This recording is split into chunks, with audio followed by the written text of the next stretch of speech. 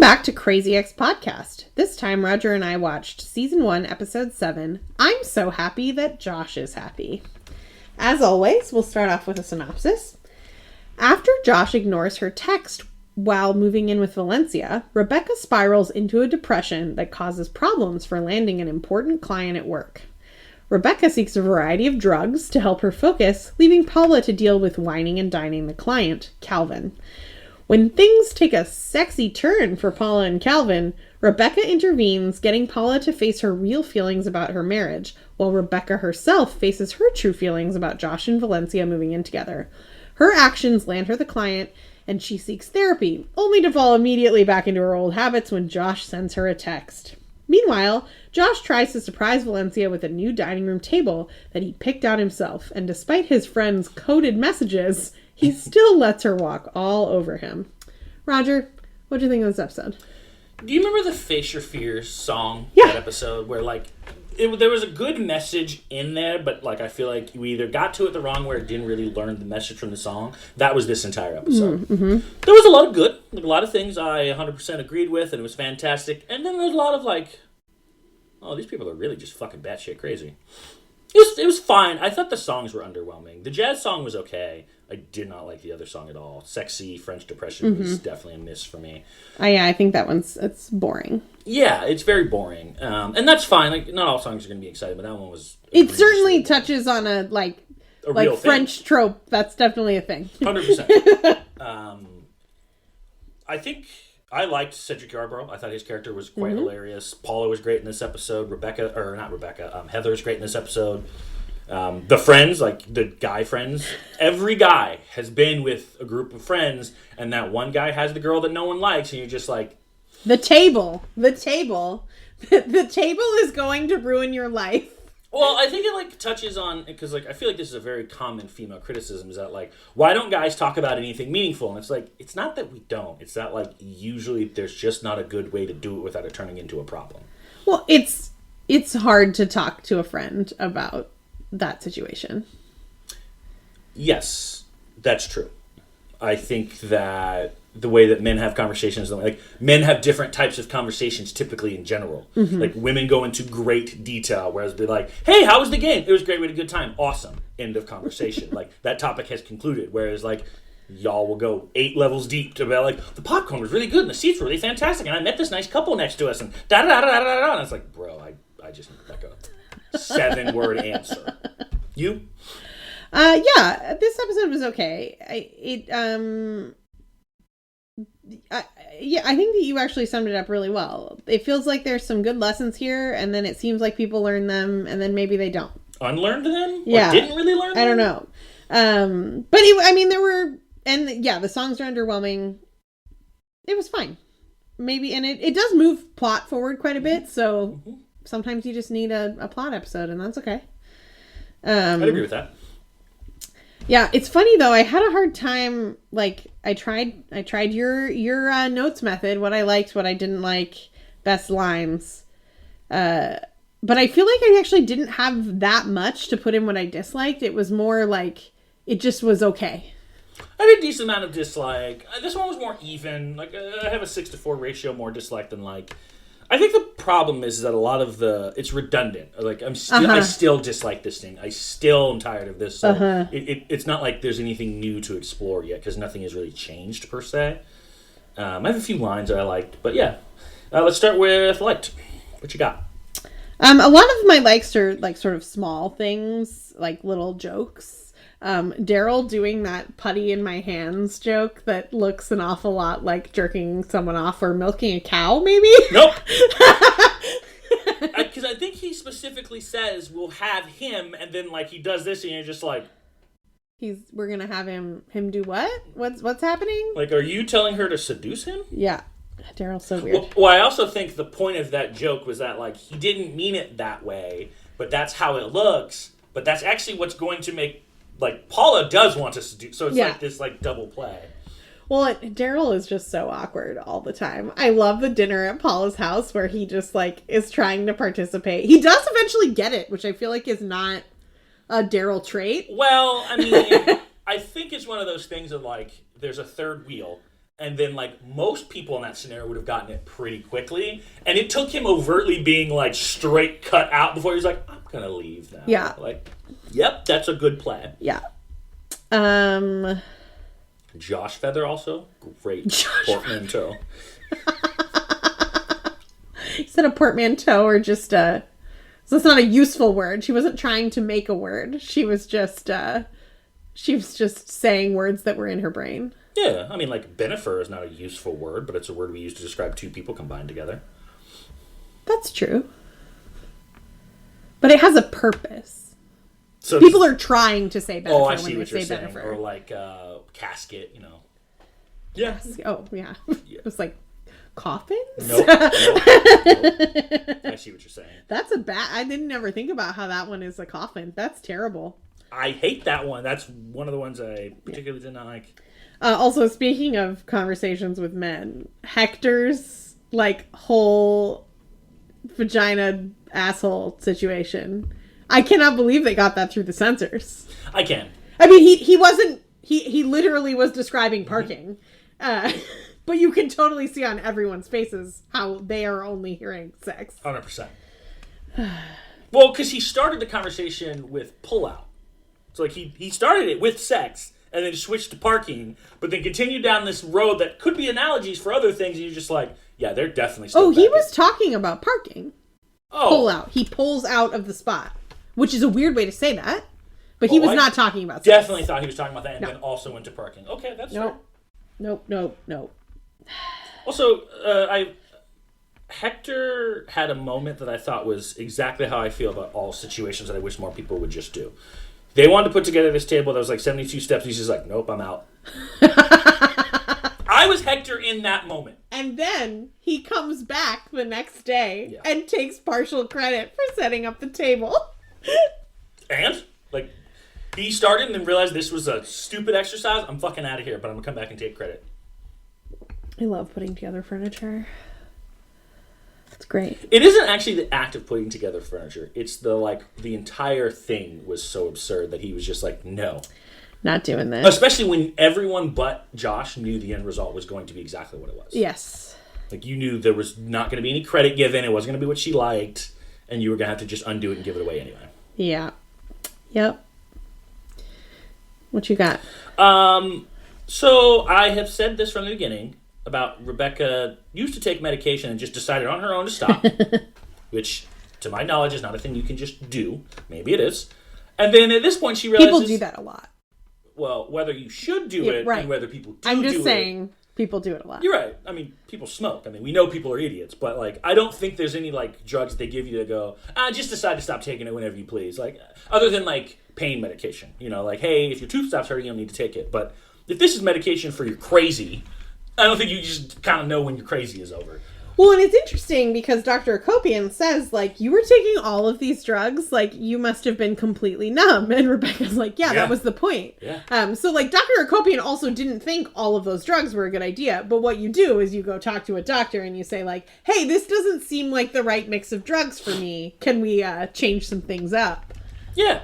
I mean, I am surprised that her previous doctor... either is a quack or really believes she needed all those drugs.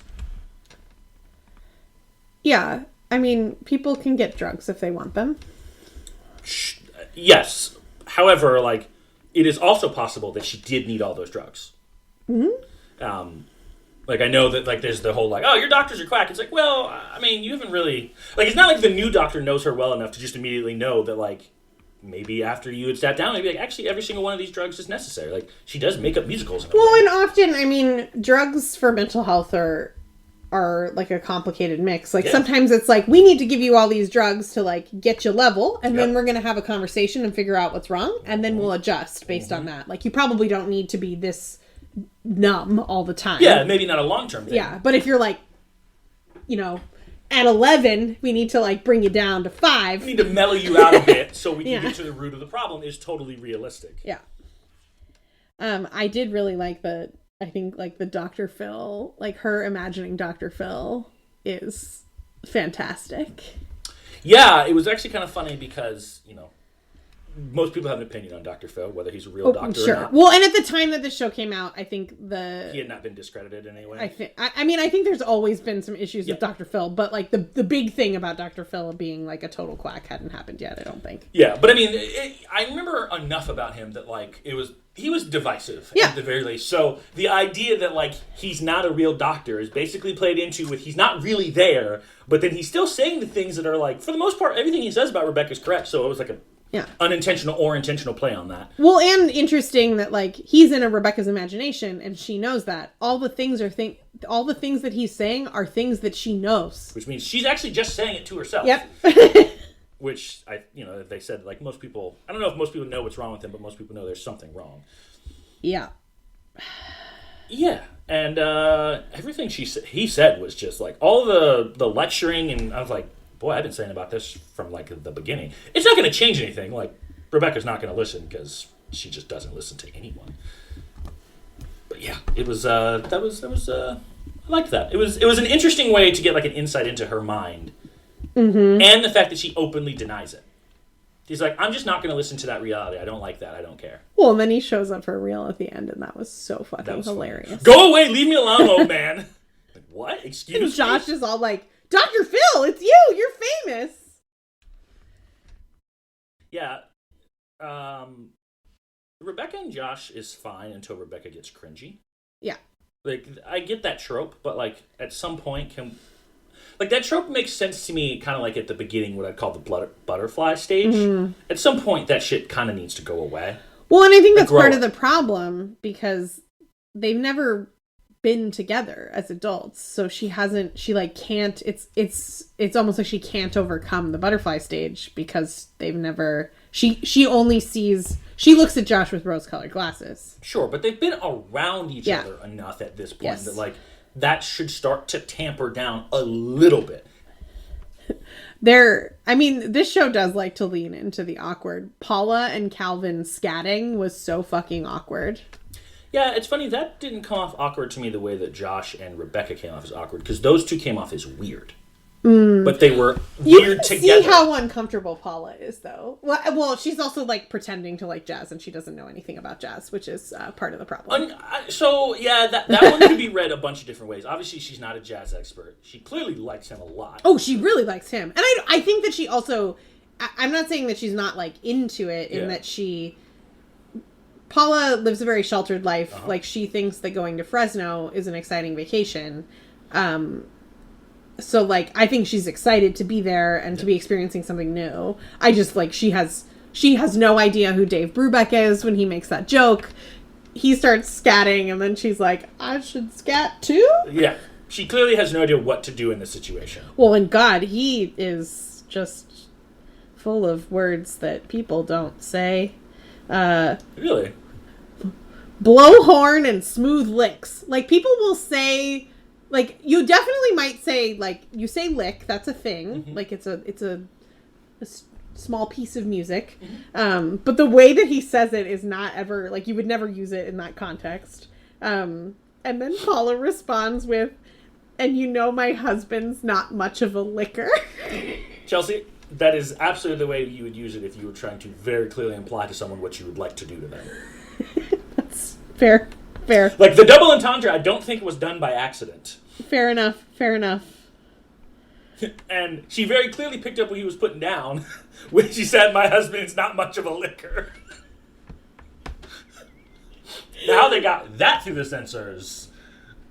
It's true. Also, boy, I knew they had a bad relationship. TV on every time is rough. Haven't held hands in 10 years? What the fuck? Like, at that point, like, we had different arguments on, like, how bad cheating is, but, like, their marriage feels over to me that, like, I don't know that I would really care if she cheats on him at this point.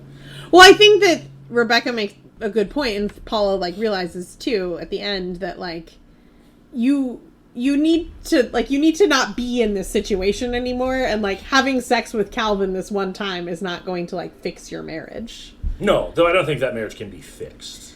Like, you think it's like, ooh, we could put a cup of water on a dumpster fire, but it's still going to be a dumpster fire at the end of the day. Yeah. Or a grease fire is maybe more appropriate. Like, that ain't gonna help shit. one of my other favorite things, so when Rebecca and Heather break into Dr. Akopian's house. Half break. They are so high. Yeah. And I love when you're, like, impaired in some way, and then, like, a crisis happens, or, like, you need to, like, go your full self. And Dr. Akopian says, breaking and entering. And Rebecca is suddenly no longer stoned and goes full lawyer on her and is like... For a moment. But I've like witnessed that happen in real life. I was once in a car with two drunk people. One of them started crying. The drunk person in the back was just like, I am no longer drunk and I am here to assist with the situation. It was crazy. I am married to that. Despite how drunk she can go full awake. And I'm like, what? That's still there? And then the moment the crisis is over, that person fades away into the oblivion. It is a thing. I don't have that. I don't get it. I don't understand it. But, like, some people can just, like, snap in. It's like moments of lucidity for, like, people who are out there where, like, they'll come to for a second. And you're like, oh, you're there. And then, oh, I miss you. Yeah. I don't get it. That's what I got and I liked. What you got? Anything else? Yeah. There seemed to be a moment of realization, maybe a breakthrough, that for Josh, that, like, nothing he does for Valencia is ever going to be good enough. Like, he seems to have that look in his face at the end when she says, like, put it together, and he kind of has that look. And he looks, like, not even frustrated, but he just looks, like, defeated.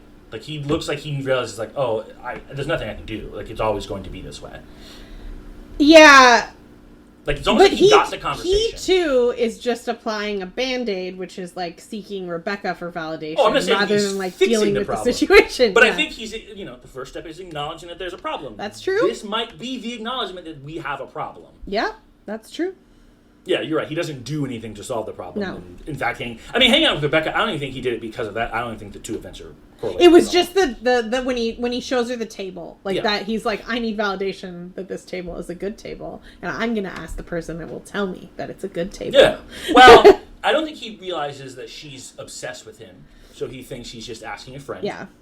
That's actually a really good point. Yeah, I mean, right? I would, if Jen hated a table, I'd be like, I don't know, Chelsea, is this table that fucking ugly? Like, give me a third-party perspective. Well, and the fact that, like, we obviously are in Rebecca's head constantly, but he said that he was attracted to her, but he loved Valencia, and she doesn't say anything. She never said, like, I'm in love with you. Yeah. Like, so, I don't know. Yeah, I mean... And she didn't move here because of Josh, obviously. So. Obviously. Yeah. That was my last like. We already talked about Sexy French Depression being kind of boring. It's one of my dislikes. His status... That's one of mine, too. Oh, okay. His status as preferred is... I mean, it's well performed. She's an amazing singer. It's actually quite a good jazz song. About the jazz song? Yeah. I didn't mind it. Like, I wouldn't say I loved it, but it was, like, if it were the second song... And there was a better song with it, I would have been totally fine. Yeah. It was just that being the only song that I didn't hate wasn't enough. Yeah. Although, yes, she's a good singer. This isn't exactly, like, a thing that I disliked about the show. It's just, like, a thing that makes me sad. Mm-hmm. It makes me sad that, like, Paula thinks that Fresno is an exciting vacation. And, like, a lot of the things that she sings about in the song, I'm like, yeah, I want to be preferred, too. But, like, those things aren't that hard to have, Paula. You work in a lawyer's office. Like, you could have those things. You could be a frequent flyer. Their world is small, and it makes me sad. You really have no small-town friends, don't you? It's funny, though. Every time I go to a small town, I'm like, this feels nice. Well, yes, because you're an old person trapped in a 40-year-old's body. Sorry, a 36-year-old's body. Hey, what? We have a few days still. I'm 35. Okay. That only further enhances my point, but I hear you. Hey, now. Isn't it Monday? Yeah? What's today? The 11th? Tuesday, because you're the 14th. Yeah. Oh my God, you're going to be in your late 30s. Oh God, I'm leaving mine. It's almost over. You're going to be 40, Roger. I don't want to talk about it. Going to be 40. If I don't say it, it's not true. You know what makes me the most depressed? Just like complete tangent here. Mm-hmm. You know when Harry met Sally, in that scene when Meg Ryan is crying about her old boyfriend getting married, and she tells Billy Crystal, I'm going to be 40! And he's like, in 8 years. Harry and Sally are younger than us. Yeah. So let me tell you the most sobering thing about age, and it's about video games. I grew up playing sports games. And when you're a kid, you have to lie to make yourself older. Because I'm 15 and I'm not old enough to play in the NFL. And then at some point you become the age and it's fine. Well, if you play any sort of franchise career mode, you like, oh God, this guy's old. He can't stay on my team. He's like 37. Like, I gotta get rid of him. Oh, fuck. I'm the age where I would be like, cut. Retire. You're old. Just Get old. out. Yeah. Get out. Time to turn into a coach. Anyway, okay. First dislike. Paula is obsessed with Twilight. What the fuck? You're a grown woman. That series is trash. I'm sorry. I know people love it. I don't fucking care. That shit is trash. It does not at all surprise me that Paul is obsessed with Twilight for two reasons. This is 2015. So it was huge. very popular at the time. And Paula is in a sad, depressing marriage, and she's seeking, like, excitement and, like, romance. And the people that series appeals to are usually sad and depressing, and it makes sense. Well, and we know that she likes Vampire Weekend. So. Yep. Sparkly Vampire Weekend, apparently. Yeah, Sparkly Vampire Weekend. So, yeah, that was just disappointing. Like, It's like when you find out your friend likes a thing, and you're like, but you're better than that. And I say this as someone who openly loves professional wrestling. Second, she thinks Rebecca and Josh is a great love story. No. That's just not true. Also, you saw the video of how Rebecca and Greg acted. That, to me, as a sane, rational human being, seems way more lovey-dovey and cute than anything Rebecca and Josh have done ever. Yeah, I mean, I agree. Rebecca and Josh are not some, like, beautiful love story. No. But if you just look at it, like, on paper, they met in high school, and then they, like, happened to meet 10 years later, and now they're getting back together. Like, I could see how in Paula's mind, like, my marriage sucks. Let's make this cute little on-paper love story work out. But yes, agreed. They don't have... I mean, even on paper, it's a terrible story, but I hear you. I could get more reuniting with your high school sweetheart is a terrible story. If that were true and they were high school sweethearts, maybe the argument would be true, but that's not really what happened. They were summer... Well, I think that Paul is often not concerned with what really happened. Exactly.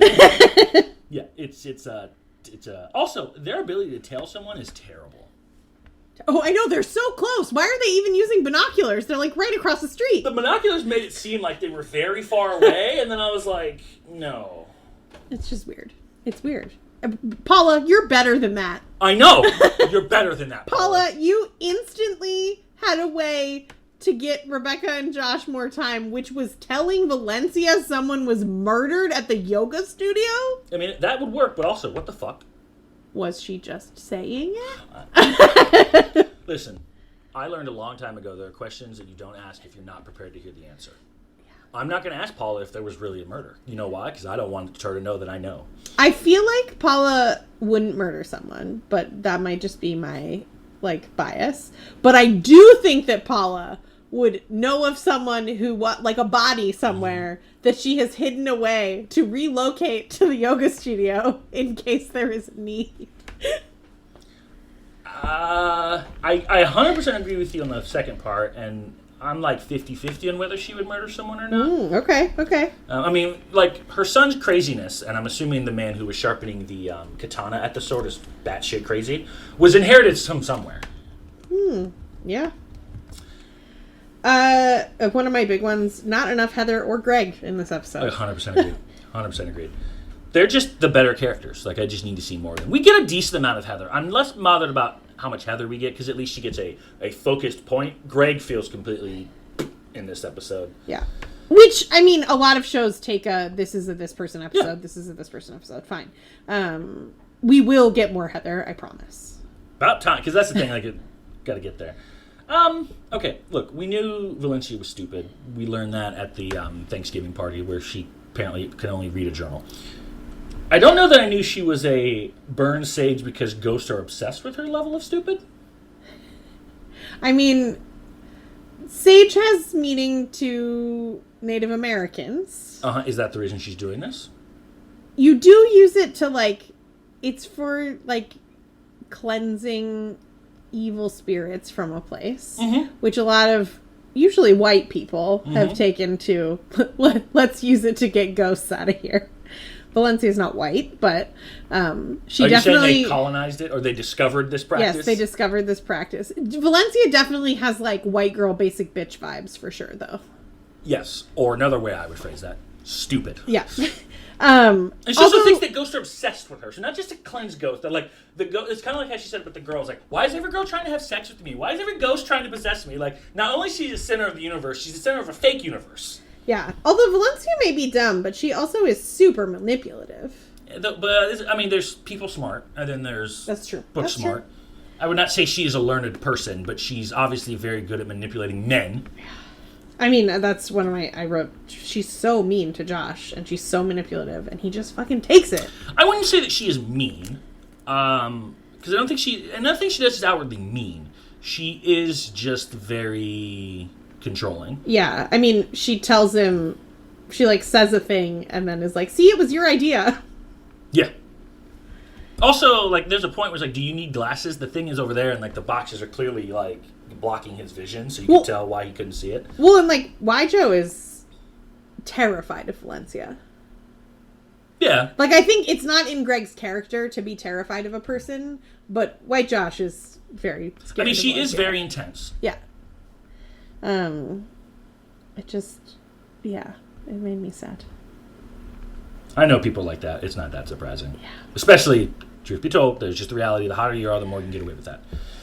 And then, obviously, after all the growth that Rebecca goes through in this episode, it just disappears, which is not at all surprising, but it's frustrating.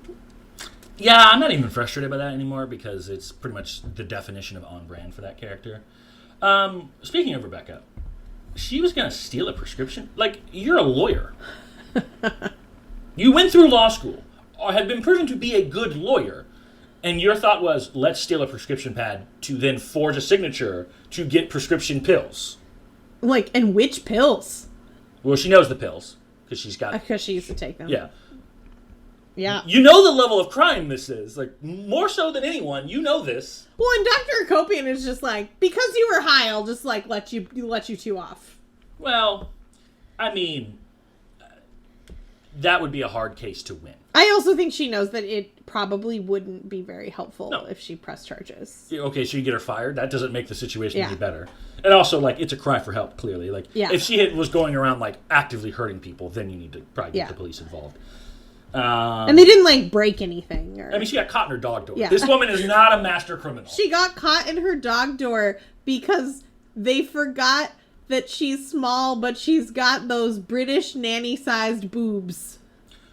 I will now be adding to my vocabulary when I want to compliment a woman's bosom that she has British nanny-style boobs, because I never heard that term, but 100% that's what I picture when I think of a British-style nanny. Mm-hmm. Huge boobs. Well, either like Mary Poppins or... I never picture Mary Poppins.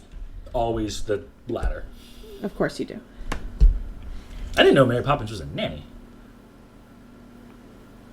What do you think Mary Poppins is about? How often do you think I think about Mary Poppins, Chelsea? I don't know. Never. Prior to this conversation, But you know who it is. I do, but I don't think about it. Like, so you've never thought about what Mary Poppins is about? No. Okay.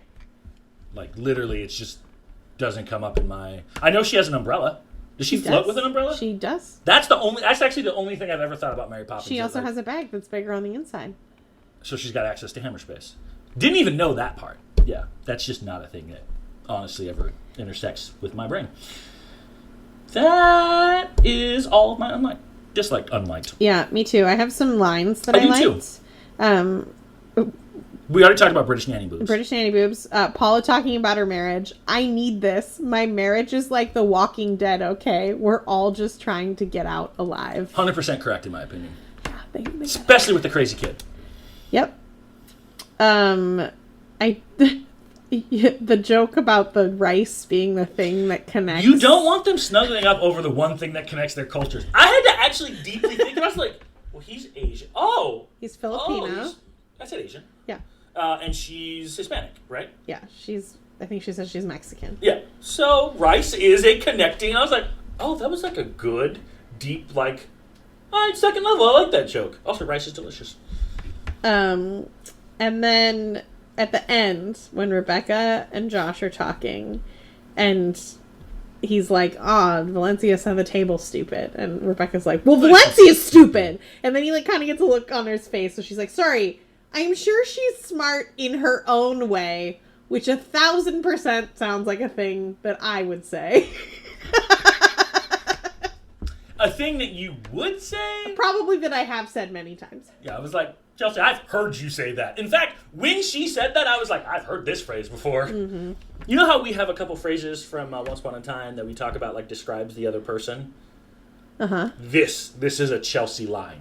In fact, the other one I was going to say is the discussion about double spaces after periods and the Oxford comma. And I was like, I've only had this conversation with one person in my entire life, and it is you. About the need, whether it is or isn't necessary, and apparently double spaces are not a thing after periods. I thought it was, but apparently I live in 1997. Well, this is just going to further prove your point. The whole reason that we used to use double spaces after periods was because of typewriters, and it used to be a default setting in Microsoft Word, and then around 1997 it stopped being a default setting in Microsoft Word, and we're not supposed to do it anymore because it saves space.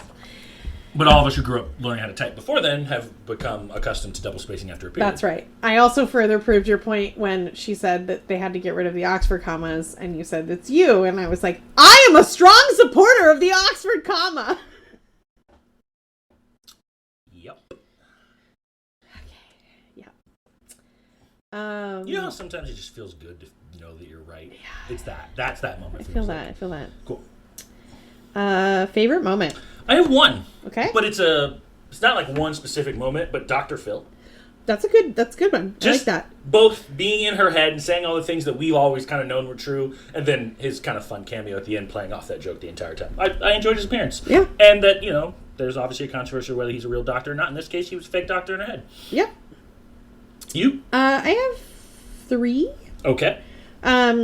The reprise of the "Sexy Getting Ready" song at the end of the episode, mm-hmm. we're gonna do it song, "Sexy Gonna Do It" song. I just thought that was adorable. Mm-hmm. I also really liked the Jefferson Airplane White Rabbit reference when she goes into the bathroom with the rabbits and she picks the pillow up off the floor. Mm-hmm. I thought that was good. They did start to play a version of the music too. From Alice in Wonderland? It's not from Alice in Wonderland. It's a song by Jefferson Airplane, but yes. But it's referencing Alice in Wonderland, yes. I'm assuming. Okay. Which is also where the thing from The Matrix comes from. It's like a whole thing. Oh, the red pill, blue pill? Yeah. Follow the white rabbit to the pills. Yeah. Huh. Who knew? It's a song about taking drugs, in case that was not clear. You ever heard that song, The Weeknd? There's a song about I Can't Feel My Face. Yeah, he sung it at the Super Bowl. Okay. And I was like, wow, nobody knows what this song is about, because it's definitely about taking cocaine. Sweet. Yeah. And then my last one is that Rebecca's actually a good friend to Paula in this episode. She goes to help Paula. It could actually, fuck up work. It doesn't really benefit her to help her, and she does. And I really liked at the end of that interaction when they're all crying, and then Calvin starts crying about his wife, and then they're all hugging, and it's just adorable. It is adorable. Okay. I agree that none of the songs were spectacular here, but I chose His Status Is Preferred as my favorite song.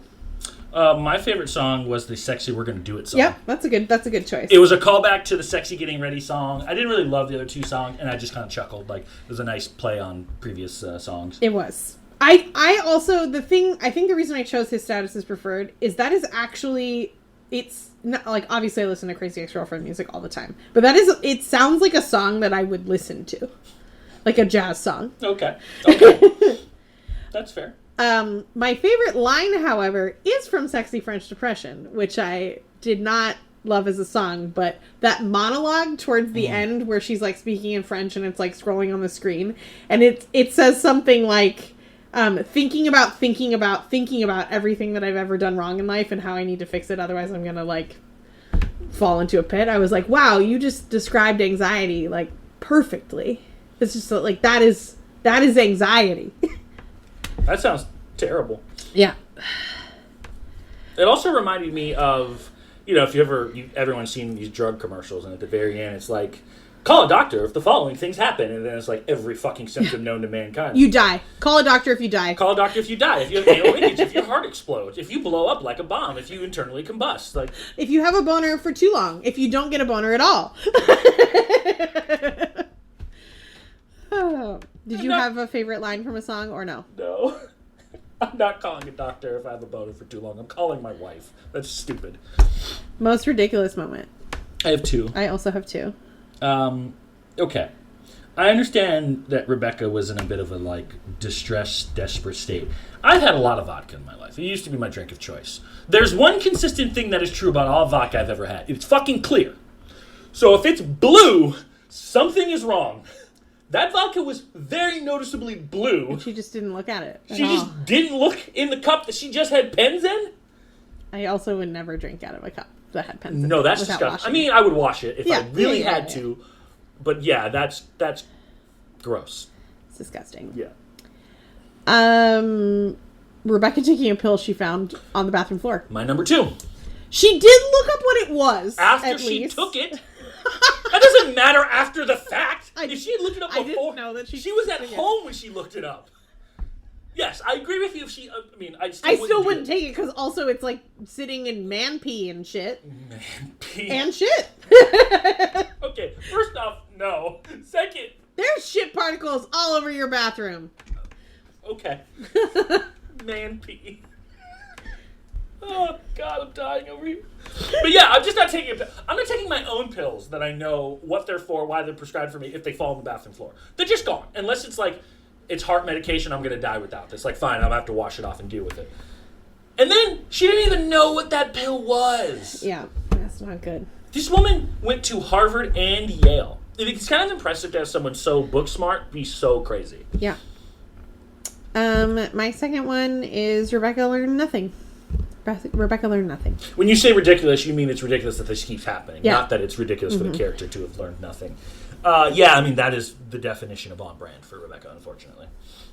Oh, I forgot one of my other favorite moments, which is Dr. Akopian.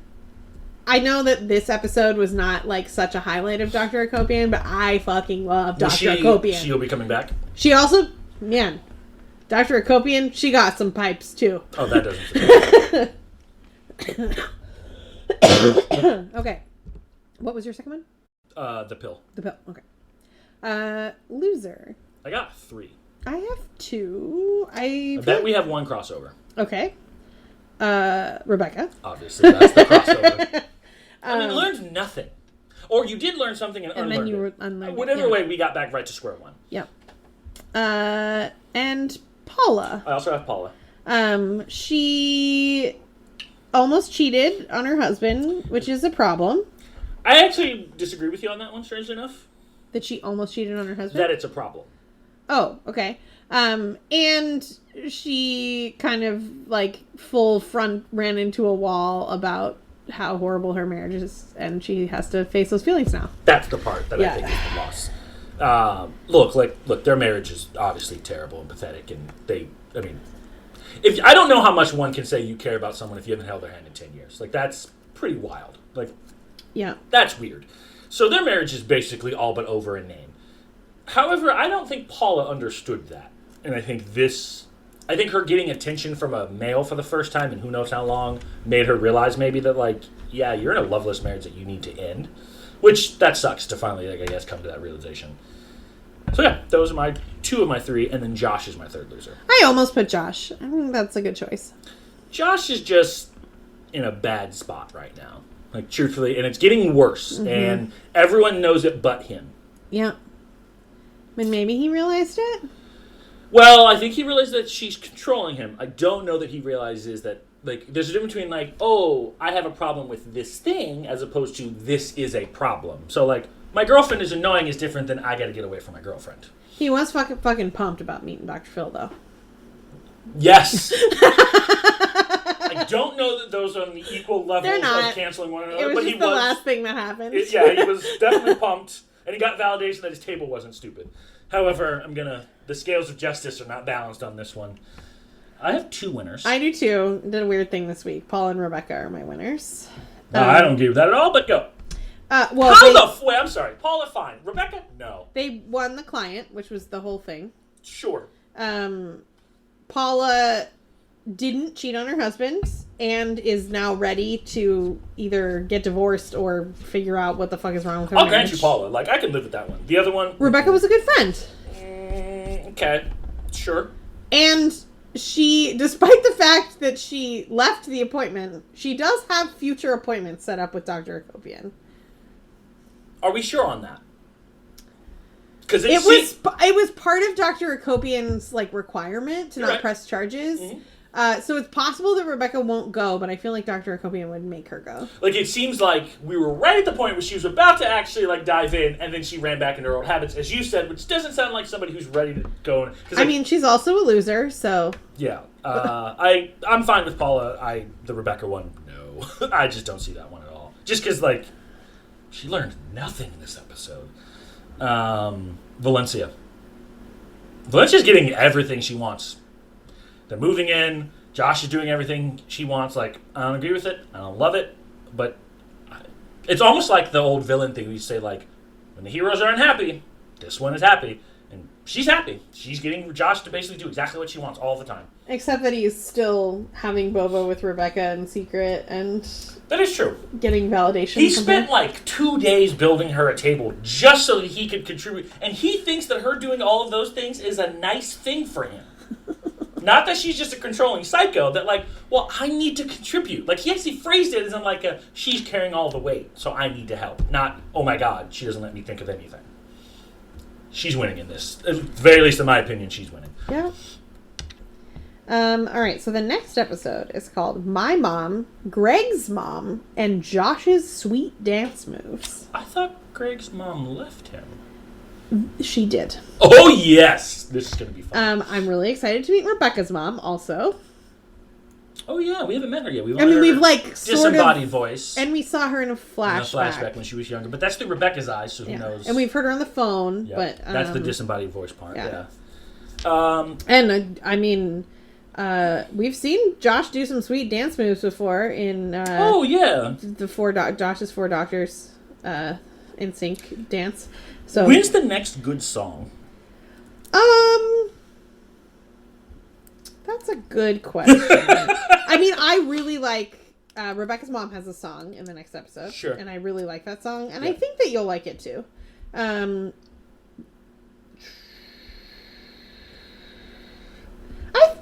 think that you'll like some songs in the next couple episodes. I feel like the early episodes had some real bangers. Some songs that I was what's the one with the Face Your Fears, or ones that are really... And then all of a sudden I was they've been on a bit of a rut, in my opinion. Holiday-infused glam rock. Wow. That's California Christmas Time. Yep, Is that the song that you think I'll like? Yeah, I don't think it's going to be your favorite song. Sure. But I think you're going to like it more than you like. It's probably going to be your favorite Christmas song. That is an unbelievably low bar to clear. I can't tell you how much I truly detest Christmas songs. Mostly because they all have a very similar...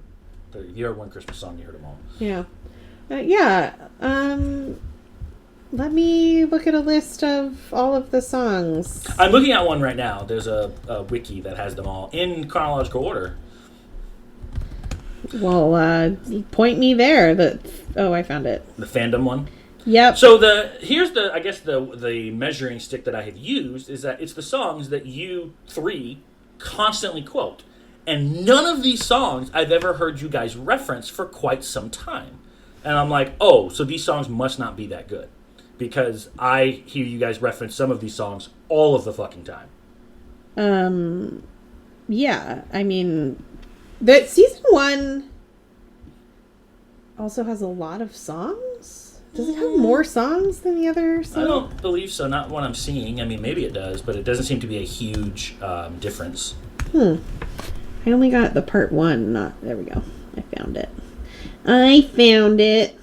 You're really gonna like... There's a Valencia song that you're gonna like. Women Gotta Stick Together? Yep, you're gonna like that song very much. Okay. And not to forget You Stupid Bitch, which is coming up. So that's the next one that I was wondering, is that You Ruined Everything, You Stupid Bitch? Yeah. I think you'll like Text Emergency and Where's the Rock. Like, they're not going to be your favorite, but I think you're going to enjoy them. Okay. Oh, and Jap Battle is... Is that what I think it is? Jewish American Princess. That's not what I thought it was. Okay, cool. Yeah. Great. There's some good... Yeah, you're going to like quite a lot of these. Okay. Is it just... It's just... I mean, some of them are not great. Yeah. Clean Up on Aisle 4, not a great song. Not particularly great. Yeah. Fascinating. Yeah. Okay. Well, please be sure to join us next time when we watch Season 1, Episode 8. My mom, Greg's mom, and Josh's Sweet Dance Moves. And we will see you next time.